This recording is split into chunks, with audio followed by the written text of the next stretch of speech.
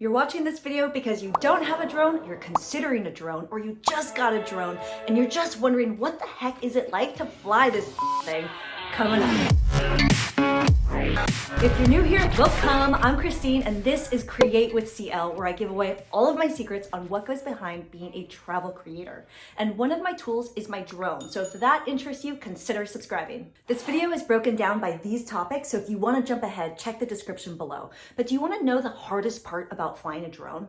It's getting over yourself, because it's not scary and you're not gonna crash. Let's start with before you even fly. You can't assume you can put your drone up in the air anywhere.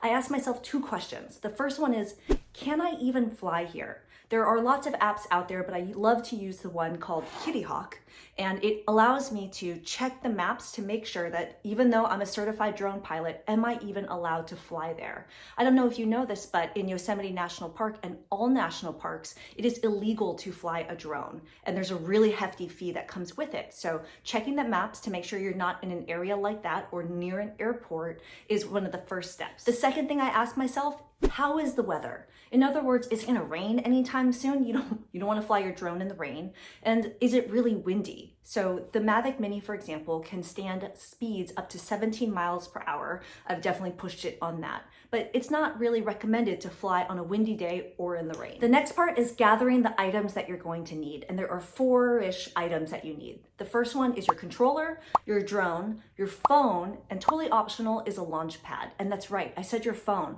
because your controller actually attaches to your phone. If you're flying a DJI drone, you're going to use the DJI Fly app, and you're just going to turn everything on, turn your antennas up, and let the GPS locate you. The next step is it's time for takeoff, and literally all you're doing is pressing the launch button. And as soon as you do, your drone will hover about a meter off of the ground, and it will just stay there and hover, and you're flying a drone. By the way, cheers that like button if you're getting some value out of this, and tell me in the comments below if anything so far has surprised you, and consider subscribing for more videos like this. Let's talk about the next part, which is controlling and flying your drone. You have your left and right stick, and you actually want to pinch the sticks to have the most control when you're flying. How high can you go? You can go 400 feet, and that's by law. You're not supposed to go higher than that.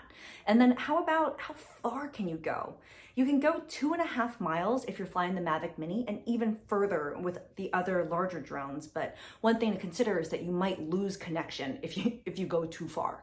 What about how fast it can go? Most drones have 3 settings. Let's just call it slow, medium, and fast. The Mavic Mini can go 29 miles per hour at its fastest. My other drone, the Mavic Air 2, can go 42 miles an hour. And I'm about to level up to a FPV, or first person view racing drone, which will go 120 miles per hour. But if you're like me, where you're just focusing on getting really nice photo and video, you're really not flying that fast. You're actually flying Really slow. What about the battery life? Most drones have around a 20 to 30 minute battery life, but it also depends on the conditions, how windy it is, how hot it is, how cold it is, and also how fast you're flying your drone. Flying a drone is super fun, but what's more fun is taking photos and videos. You have an option to control the gimbal, which is your camera looking up and looking down while you're flying, so you can capture great photos and videos from different angles.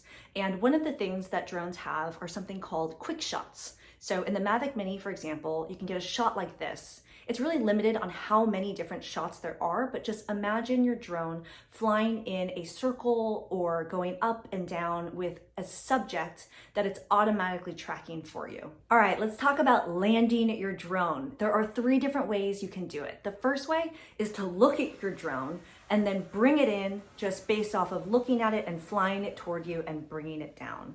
The second way, there's an option called return to home, where you can literally just press a button and it will automatically fly to you based off of the GPS. And the last way, which is the way I normally fly it, is I'll actually turn the map function on. I'll turn it into sport mode so it comes back to me super fast, and I will fly it back to where I'm located and just make sure I'm high enough to clear any objects on the way. Then I point the camera down so it's looking at me.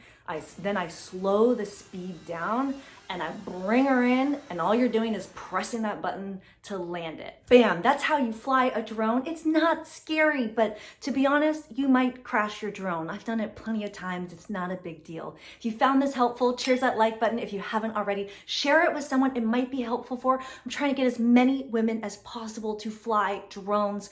I'm here every week with new videos. I'll see you in the next one. Ciao.